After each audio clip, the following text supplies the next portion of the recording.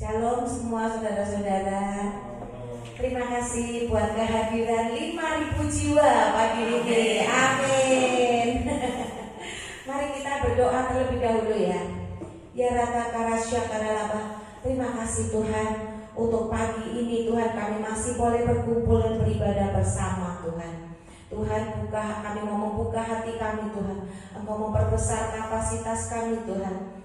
Kami berdoa Tuhan, biarlah hati kami diberikan hati yang gembur Tuhan, sehingga seperti tanah yang gembur, setiap benih yang ditebarkan akan bisa tertanam, bertumbuh, berkembang, berbuah dan berdampak Tuhan bagi keluarga kami dan bagi gereja kami, bagi setiap orang yang kami temui. Kuduskan tempat ini Tuhan, kuduskan tempat ini Tuhan.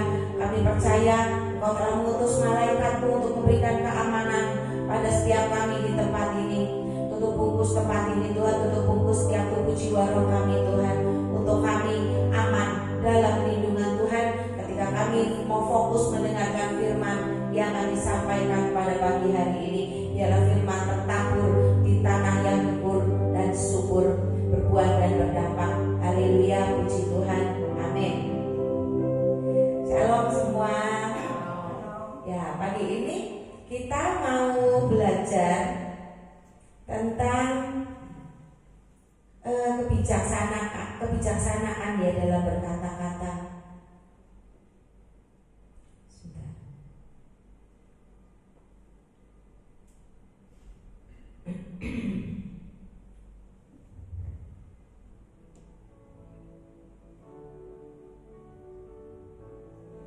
Tema kita hari ini bijak dalam perkataan. Mari kita buka 1 Samuel 25 ayat 14 sampai 19.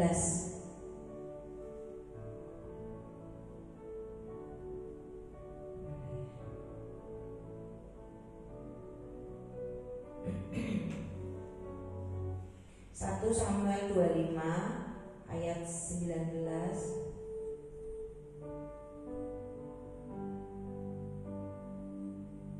ya. Lalu segeralah Abigail mengambil 200 roti, 2 buyung anggur, 5 domba yang telah diolah, 5 sukat berti gandum, 100 buah kue kismis, dan 200 kue ara. Dimuatnyalah semua ke atas keledai. Lalu berkata kepada bujang-bujangnya, berjalanlah mendahului aku segera menyusul kamu. Tetapi Nabal suaminya tidaklah diberitahunya. Cerita ini menceritakan tentang Abigail yang bertindak bijaksana waktu menghadapi kemarahan Daud. Ya. Untuk apa sih kita itu belajar berkata-kata dengan bijaksana? Untuk apa kita belajar berkata-kata dengan bijaksana? Kita itu menuju kemana waktu kita mau belajar berkata-kata dengan bijaksana? Yaitu keselamatan jiwa. Kita mau menyelamatkan jiwa, ya kan? Waktu Abigail mau merendahkan diri kepada Daud, waktu Daud marah karena ditolak oleh Nabal, Abigail berkata-kata dengan bijaksana. Abigail menyelamatkan banyak banget jiwa dari pertumpahan darah. Karena Daud bila berkata, Daud mau menghabisi seluruh keluarga Nabal, sampai seluruh pegawai-pegawainya itu mau dihabisi semua. Karena Daud merasa percuma sudah melindungi keluarga mereka, domba kambing mereka. Ya. Nah, waktu Abigail bijaksana, merendahkan hati, merendahkan diri dengan tersungkur di kaki Daud, maka amarah Daud itu meredah dan Abigail menyelamatkan banyak sekali jiwa dari pertumpahan darah. Di sini ada di 1 Petrus 1 ayat 9. Karena kamu telah mencapai tujuan imanmu, yaitu keselamatan jiwamu. Jadi segala sesuatu yang kita lakukan, entah itu dalam perkataan, entah itu dalam perilaku, entah itu dalam apapun yang kita lakukan, tujuannya adalah apa? Keselamatan jiwa. Jiwa siapa? Jiwa kita. Kalau kita berbuat baik kepada orang lain, kita menyelamatkan jiwa kita terlebih dahulu. Baru nanti dampaknya orang lain itu diselamatkan. Ada banyak orang yang diselamatkan. Ya. Jadi kita harus berhati-hati dalam perkataan kita.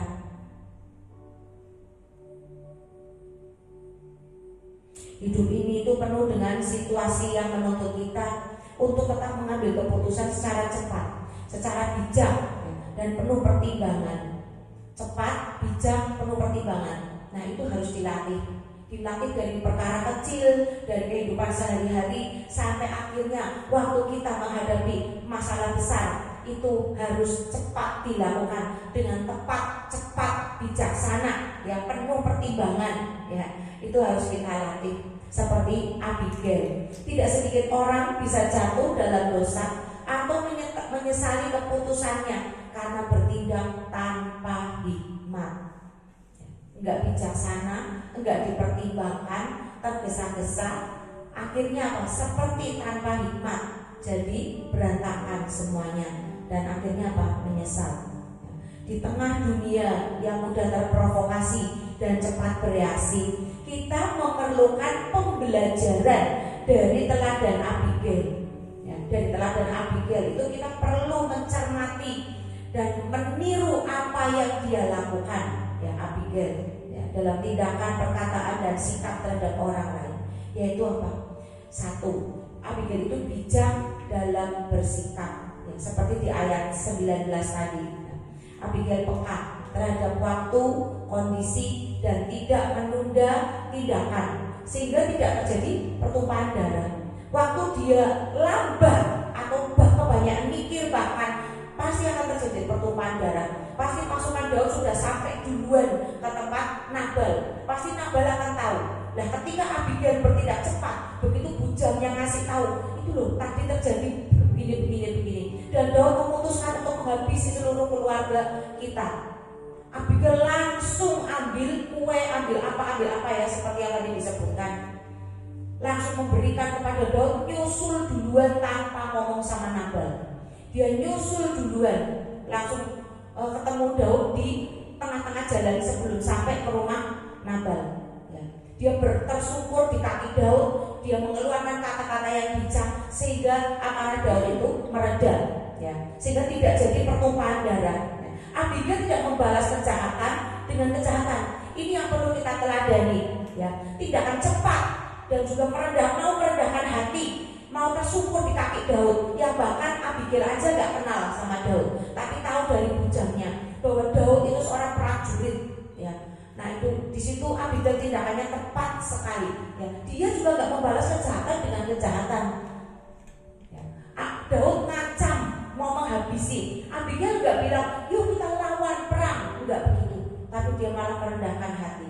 Inilah yang disebut hikmat kebijaksanaan.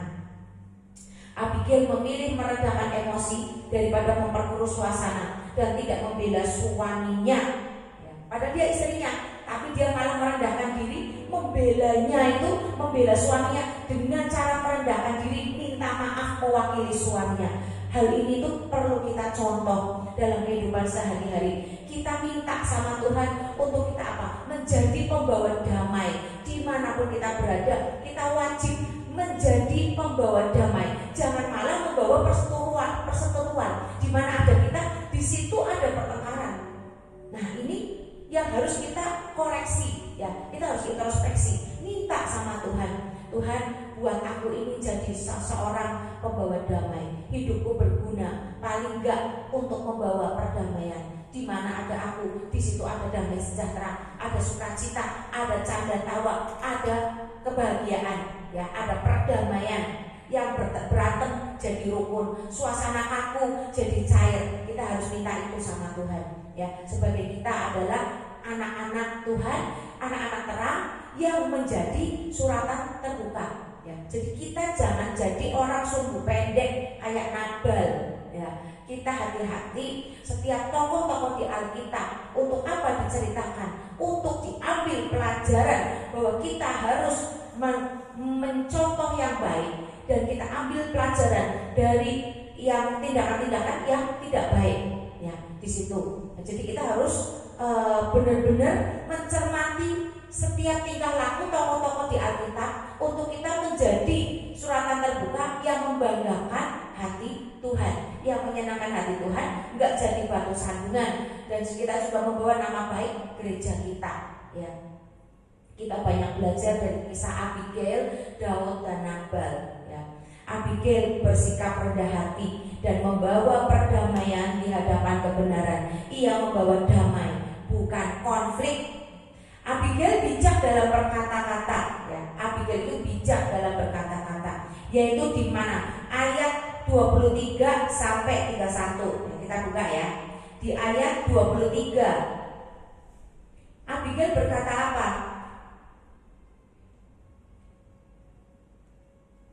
Ayat 21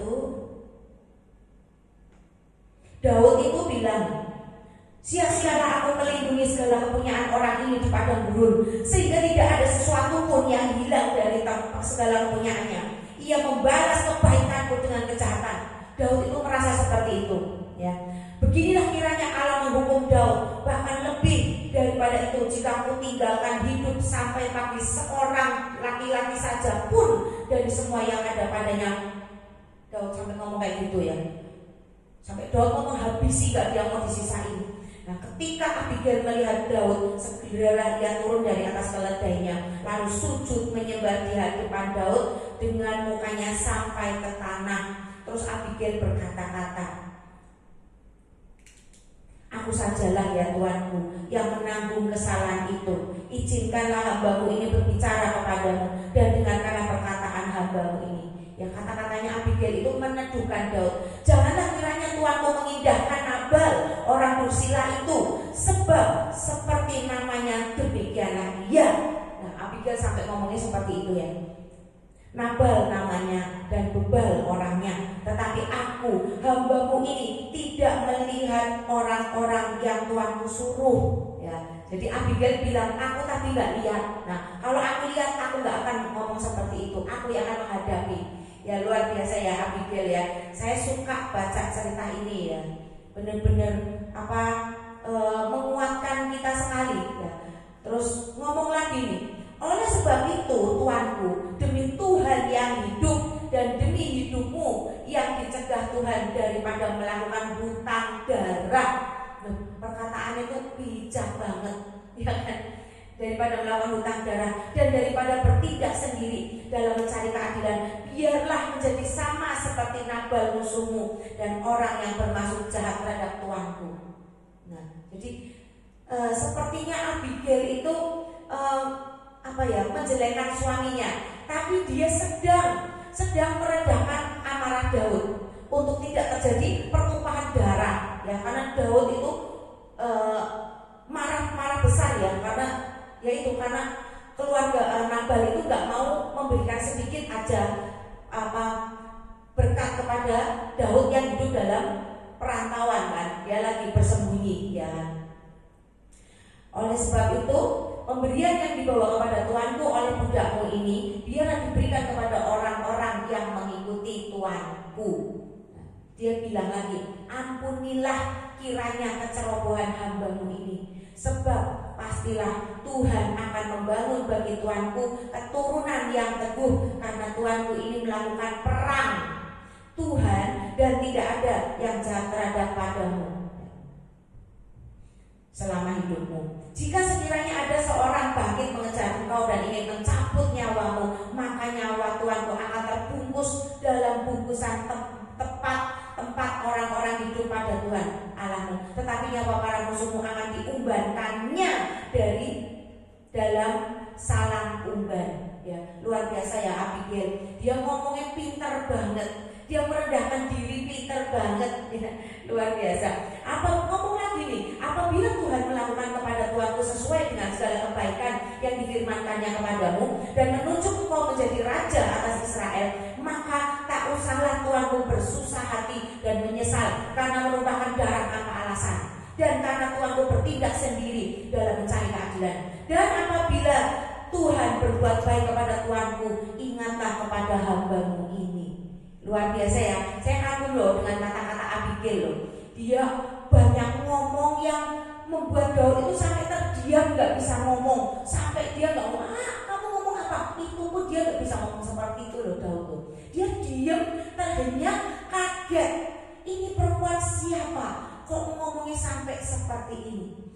sampai pada waktu Nabal itu mati, Abigail sampai diambil istri sama Daud, ya kan? Sampai diambil istri. Saking Abigail itu bijaksana dalam berkata-kata, bisa meneduhkan yang marah jadi reda, yang mau pertumpahan darah mau terjadi jadi gak jadi. Orang yang berkata-kata dengan bijaksana, biasanya orang yang seperti ini orang yang hidupnya melekat dengan Tuhan, sehingga dalam berkata-kata pun dituntun Tuhan. Ada roh Tuhan, ada wibawa ilahi yang mencengkeram Abigail, sehingga roh yang ada di Abigail itu pun mencengkeram Daud, sampai Daud itu terpesona. Sampai waktu Nabal mati diambil jadi istri Daud, karena saking orang ini bijaksana dalam berkata-kata. Ya, kita harus contoh kata-katanya Abigail, kita cermati satu persatu. Apa sih yang Abigail ngomong kok sampai segitunya, sampai Daud terpesona, ternyata diam, sampai gak bisa berkata-kata membantah, tapi nurut, langsung terjadi perdamaian, ya. Jadi Abigail itu berkata-kata untuk solusi, bukan memprovokasi. Nah, kita tuh kendalikan mulut lidah bibir kita. Untuk setiap perkataan kita itu memberikan solusi, bukan jadi provokasi. Minta kekang sama Tuhan, minta kekang waktu berdoa. Tuhan, berjaga-jagalah atas mulut lidah bibirku, ya. Minta Tuhan berikan kekang pada mulutku supaya aku bijaksana dalam berkata-kata. Minta itu sama Tuhan, maka kita akan terlatih dari hari ke hari dalam setiap permasalahan. Kita akan bijak perkataan kita. Lebih baik diem daripada ngomong banyak. Lebih baik jadi pendengar daripada ngomong banyak. Kecuali khotbah, kecuali kesaksian, nah itu gak apa-apa ngomong banyak. Tapi kalau ngerumpi, lebih baik diem.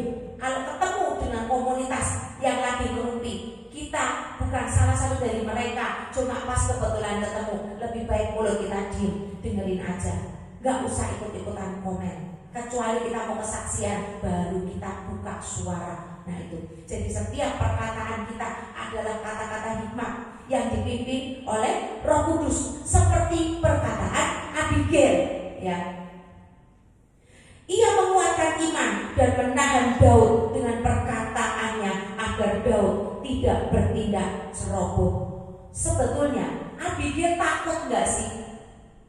Takut kan waktu menghadapi Daud yang panglima perang, yang gak segan-segan membunuh orang, menghabisi orang, dan dia orang yang diurapi Tuhan, orang yang disegani di daerah situ. Abigail takut gak nemuin Daud?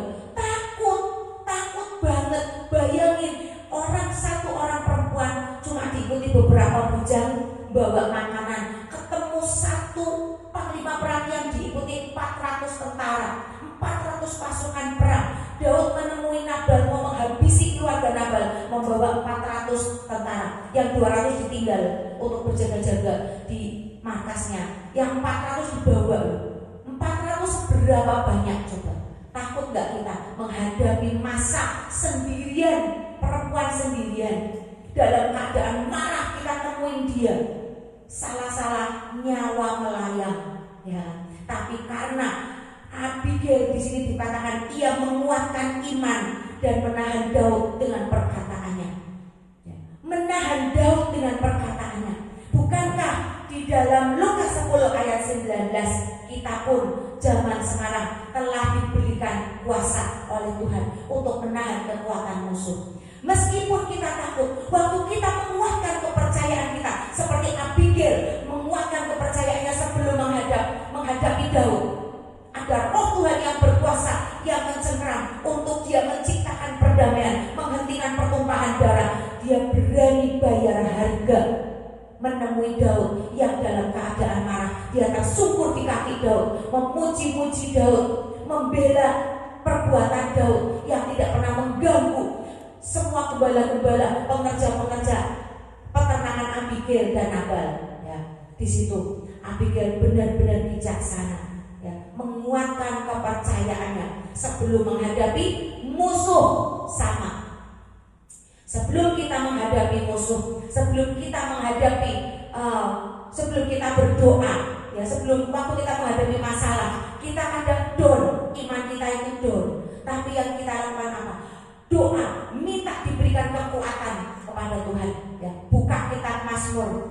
Di Mazmur ada ya doa untuk menguatkan kepercayaan. Dalam terjemahan baru itu ada, ada ayat itu ya, perikopnya doa untuk menguatkan kepercayaan. Itu sering saya baca. Kalau saya lagi sepertinya iman saya kok lagi down, menghadapi masalah yang saya nggak tahu jalan keluarnya, saya bingung harus gimana. Di situ saya buka kitab Mazmur, saya baca itu, saya perkatakan doa untuk menguatkan kepercayaan. Saya berkatakan seperti Daud menguatkan kepercayaannya kepadamu Tuhan. Beri aku iman untuk menguatkan kepercayaanku atas jiwaku, supaya aku tetap ada di jalanmu. Aku tetap beriman dan percaya bahwa Engkau akan memberikan pertolongan kepada keluargaku tepat pada waktunya. Ya, kita minta itu sama Tuhan. Jangan sampai kita berjalan sendiri. Seperti Abigail menguatkan imannya, dia pasti sudah berdoa dulu. Dia pasti sudah minta tolong dulu sama Tuhan. Oleh karena itu dia berani keluar menghadapi Daud. Ya, cuma diiring beberapa bujangnya untuk bawa makanan dan minuman aja. Yang ketiga, Abigail itu bijak dalam menegur. Abigail itu menunggu waktu yang tepat. Yaitu di ayat berapa? 36 sampai 38. Kita baca ya ayat 36 sampai 38. Sampailah Abigail kepada Nabal, dan tampaklah Nabal mengadakan perjamuan di rumahnya seperti perjamuan raja-raja. Karena Nabal ini orang yang sangat kaya raya, dia suka mengadakan perjamuannya. Nabal itu riang gembira. Abigail itu lihat dalam keadaan seperti itu, dia pulang lihat suaminya lagi pesta pora, wajahnya riang gembira dan mabuk sekali. Sebab itu tidaklah diceritakan perempuan itu sepatah kata pun kepadanya sampai fajar menyingsing. Abigail bijaksana, seorang perempuan yang bijaksana. Dia tahu kalau ngomong sekarang pasti yang terjadi apa? Keributan. Mending dia diem, dia simpen dulu perkataannya sampai Nabal itu benar-benar sadar, baru dia berkata-kata. Kita lihat apa yang terjadi waktu seseorang melawan orang yang diurapi Tuhan. Kita lihat ayat 37. Tetapi pada waktu pagi ketika sudah hilang mabuk Nabal itu, diceritakanlah kepadanya oleh istrinya segala perkara itu. Lalu apa yang terjadi? Terhentilah jantungnya dalam dada dan ia membatu. Nabal kena serangan jantung. Ya, karena kita harus bisa menangkap ya. Nabal waktu dengar cerita ini aja sampai kena serangan jantung. Jadi betapa berbahayanya Abigail keluar seorang diri tanpa suaminya, tanpa pasukan perang menemui Daud. Itu adalah hal yang sangat berbahaya. Salah-salah dia yang mati di tangan Daud karena dia dan istrinya. Ya, tapi ketika Tuhan campur tangan, yang terjadi pembalikan keadaan. Daud yang marah menjadi baik, tidak terjadi pertumpahan darah, yang terjadi perdamaian. Ya, makanya hati-hati, jangan menjamah orang yang diurapi Tuhan. Waktu ada pembelaan Tuhan, orang itu bisa mati. Zaman sekarang mungkin mati rohani, mati berkatnya, pelayanannya mati, nggak berkembang, stuck. Seberapa hebat usaha yang dilakukan, tetap aja stuck, nggak berkembang, nggak ada buahnya. Karena mati rohani, mati hukumnya. Ya, jadi ini berhentilah jantungnya, terhentilah jantungnya dalam dada dan ia membatu. Adalah bilang yang dilakukan Tuhan kepada orang yang menjamah yang diurapi Tuhan, yaitu apa? Dan kira-kira 10 hari. Jadi Nabal itu koma selama 10 hari. Dan kira-kira 10 hari sesudah itu Tuhan memukul Nabal sehingga ia mati. Ngeri gak? Ngeri kan? Saya baca ini, saya ngeri. Jangan sembarangan sama orang-orang yang diurapi Tuhan, karena kita sedang berhadapan dengan Tuhan sendiri. ya. Hati-hati. Dan akhirnya 10 hari loh, sudah kena serangan jantung, menderitanya, sakitnya Nabal itu 10 hari disiksa, dan pada akhirnya dia mati. Ngeri banget kan? Luar biasa. Takut saya baca cerita ini, takut ya. Abigail menunggu waktu yang tepat untuk menyampaikan teguran dan tidak langsung menegur Nabal saat mabok. Abigail menunggu sampai Nabal sadar dan dapat berpikir jernih. Di dalam Amsal 25 ayat 11 ditulis, perkataan yang diucapkan tepat pada waktunya adalah seperti buah apel emas di pinggan perak. Ya, tepat waktu, bergerak dalam ketepatan, berdoa dalam ketepatan, bertindak dalam ketepatan. Yang terjadi apa? Rencana Tuhan. Ya. Ketepatan waktu, ya. Ini seperti buah apel emas di pinggan perak, itu berbicara tentang ketepatan waktu, nilai keindahan jika sesuatu dilakukan dengan tepat, ya. Makanya digambarkan buah apel emas di pinggan perak, sesuatu yang indah-indah, ya. Ketepatan berbicara dengan keindahan jika sesuatu dilakukan dengan tepat, ya. Juga bicara tentang kesabaran dan kewaspadaan, ya. Perkataan, kita harus waspada terhadap perkataan kita, ya. Harus sabar waktu menghadapi segala sesuatu. Kita lihat, harus bijak, menimbang, ya, ditimbang. Kalau saya bilang sekarang apa dampaknya, kalau saya bilang besok apa dampaknya, ditimbang-timbang. Ini penting, ya. Amsal 25 ayat 12 ini berkata, teguran orang yang bijak adalah seperti cincin emas dan hiasan kencana untuk telinga yang mendengar. Teguran orang bijak itu ada kuasanya. Teguran orang bijak ada roh Allah yang mencengkeram seseorang waktu ditegur. Roh Allah yang berkuasa, sehingga waktu orang itu melawan, orang itu akan berhadapan dengan roh Allah. Teguran orang bijak ada roh Allah yang menguasai, yang mencengkeram. Ingat, kenapa Nabal sampai kena serangan jantung? Karena ada roh Allah pada Abigail yang adalah orang yang bijaksana, ya. Hati-hati menghadapi seseorang, ya. Maka kita setiap hari kita harus membiasakan diri, merendahkan diri. Siapapun yang kita hadapi, walaupun orang itu terlihat bukan orang kaya, walaupun orang itu terlihat biasa saja, tapi kita nggak tahu apakah orang itu adalah orangnya Tuhan, orang yang diurapi Tuhan. Apakah ada roh Allah yang tinggal dalam orang itu? Waktu kita kurang ajar, waktu kita sembrono berkata-kata, berarti kita sedang kurang ajar kepada roh Tuhan yang berkuasa di dalam orang itu. Ngeri akibatnya, ya. Jadi kita biasakan menghormati orang lain. Siapapun yang kita hadapi, kita menghormati dia, ya. Jangan sembarangan. Teguran dilakukan dengan fakta, bukan emosi, untuk memberikan ruang bagi nurani Nabal bekerja. Dia sadar, ditegur, hati nuraninya bekerja. Ya ampun, ternyata kayak gitu yang terjadi. Langsung kena serangan jantung. Saking dia sadar, hati nuraninya bekerja. Dia tahu musuhnya 400 orang, hampir nyawanya melayang. Nah itu, ya. Abigail menyerahkan hasil kepada Tuhan dan tidak memaksakan perubahan. Dia, bagian yang dia lakukan cuma negur Nabal di waktu yang tepat. Habis itu Tuhan yang melakukan bagiannya, ya. Tuhan bertindak dan Tuhan sendiri yang menjatuhkan hukuman.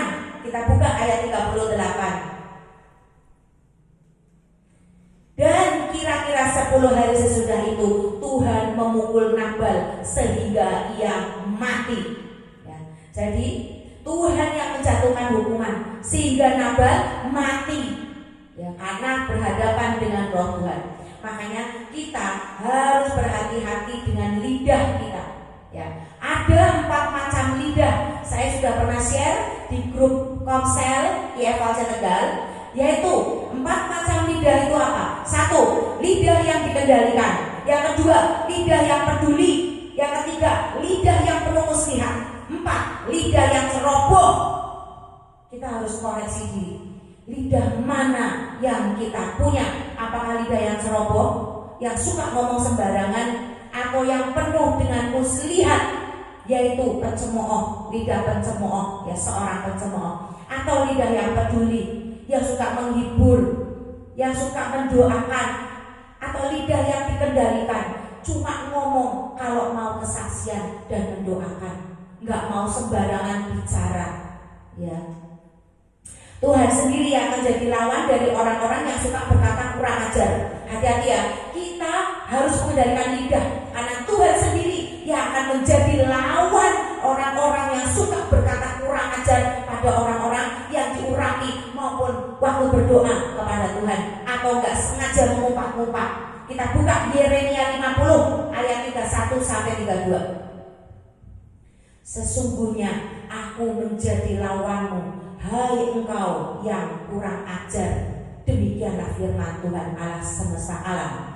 Sebab waktumu sudah tiba, saat aku menghukum engkau. Si kurang ajar itu akan tersandung jatuh dan tidak ada yang membangkitkan dia. Di kota-kotanya aku akan menyalakan api yang akan menghanguskan segala apa yang ada di sekitarnya. Ngeri kan? Jadi hati-hati. Mulut kita minta untuk Tuhan jagai, diberikan kekang. Minta untuk lidah kita itu menjadi lidah yang dikendalikan, supaya tidak bermusuhan dengan Tuhan. Oke? Mari kita bijaksana dalam berkata-kata, dan mari kita mengekang lidah kita. Mari kita berdoa. Tuhan, demikianlah firman yang telah disampaikan Tuhan. Tuhan, ajari setiap kami untuk mengendalikan lidah kami, dan Engkau memberikan anugerah-Mu Tuhan, kasih-Mu, kekang-Mu Tuhan, untuk kami berhati-hati dalam berkata-kata, untuk kami tidak bersikap kurang ajar terhadap-Mu waktu kami menyembah Engkau, waktu kami berdoa, bahkan ketika kami bertemu dengan orang-orang yang diurapi Tuhan, orang-orang yang dipakai Tuhan di bumi ini Tuhan. Kami berhati-hati dan kami selalu bersikap merendahkan hati dan tidak kurang ajar Tuhan, sehingga maut, sehingga kedahsyatan malapetaka tidak menimpa kami Tuhan. Terima kasih Tuhan, terima kasih Tuhan. Biarlah pengajaran pada pagi hari ini mengingatkan kita akan buasnya lidah, yang bisa membakar, yang bisa membuat pertumpahan darah. Bahkan mengingatkan kita untuk kita mempunyai lidah yang dikendalikan.